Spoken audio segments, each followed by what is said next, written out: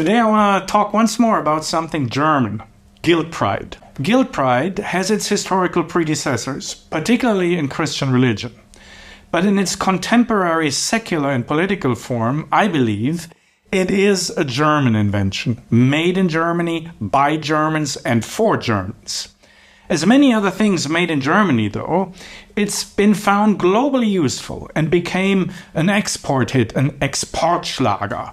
An innovative technology not for building cars or engines, but for creating political identity all over the world. We'll get to that soon, but let's start now with a little genealogy of the birth of guilt pride out of the German spirit, die Geburt des Schuldstolzes aus dem Geiste der Deutschen. Guilt pride became the foundation of a new German superiority complex. A German moral standard the whole world ought to look up to as a benchmark. As mentioned, guilt pride as such is not new. But given its origin in the Holocaust, the peculiar German variety is rather recent.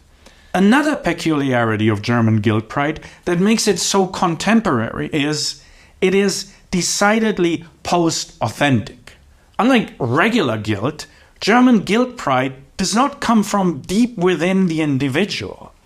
Instead, it has been institutionalized. People are trained in it by education and by the media. It's not just personally felt, but publicly displayed and performed for everyone to see. It is guilt under conditions of prophylicity.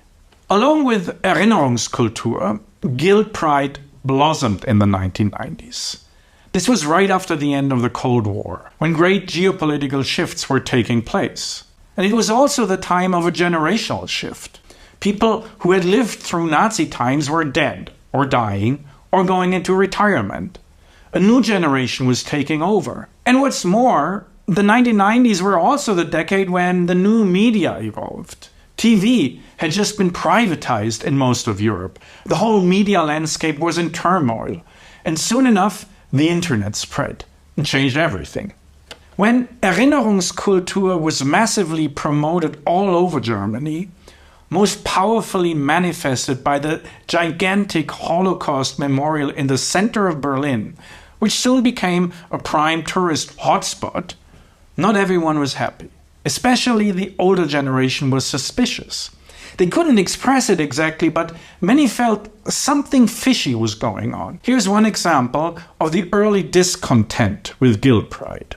In 1998, Martin Walser, an old leftist and arguably the most famous living German writer at the time, we had to read his works back in high school, was given the prestigious Peace Prize of the German book trade. His acceptance speech caused a major controversy because it expressed a discomfort with Erinnerungskultur. Walser said, "I want to understand why, in this decade, the past is presented like never before. When I realize that something within me rises in opposition to this, I try to detect the motivation behind this display of our disgrace."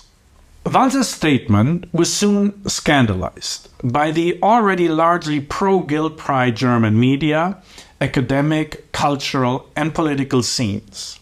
He was accused of wanting to hide the German disgrace, or even worse, of not really regarding this disgrace as a disgrace, and being a clandestine Nazi apologist. Such accusations continue until today. But Walser wasn't excusing Nazism. Instead, he said two things. First, the heavy emphasis on public display in Erinnerungskultur was somehow appalling to him. And second, he didn't really understand why he felt that way. Now here's a potential explanation. Other than most promoters of guilt pride, Walser, born in 1927, had lived through the war. As a teenager, he had served in the German army and, unknowingly, as he maintained, was even listed as a Nazi party member in 1944. It's likely that he felt guilty about his involvement in all of this and could not happily embrace the proud display of Nazi crimes. Erinnerungskultur seemed strange and even perverse to him, precisely because the Nazi times had been an authentically traumatic experience for him. What Walser apparently not understood was that Erinnerungskultur was made mostly by and for those who, unlike him, had no Erinnerung, no personal memory of the Nazi times. It was a political and psychological Inszenierung, a staging after the fact, for those born after 1945. Guilt pride is guilt and pride by proxy.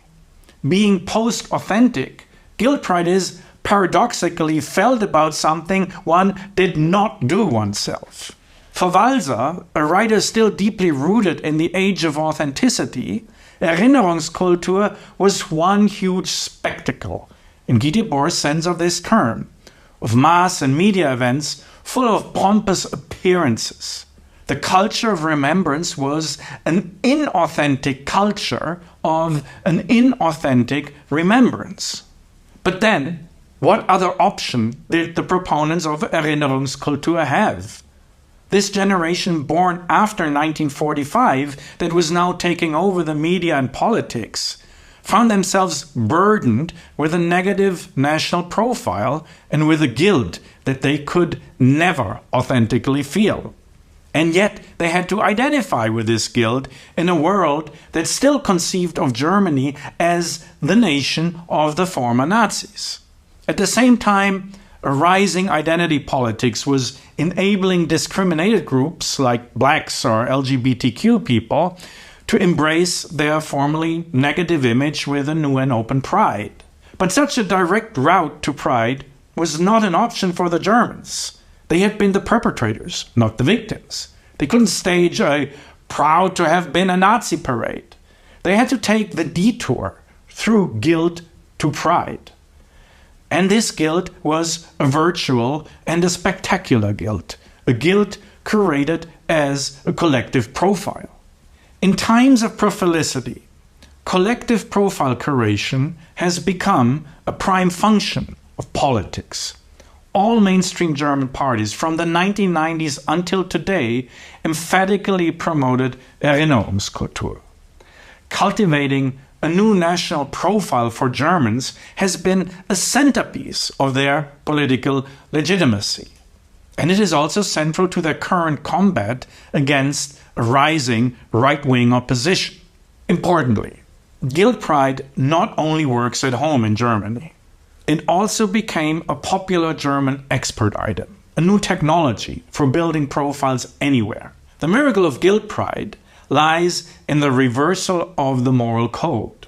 It can transform badness into goodness. And this feature has been incorporated into wokeism and helped its global rise.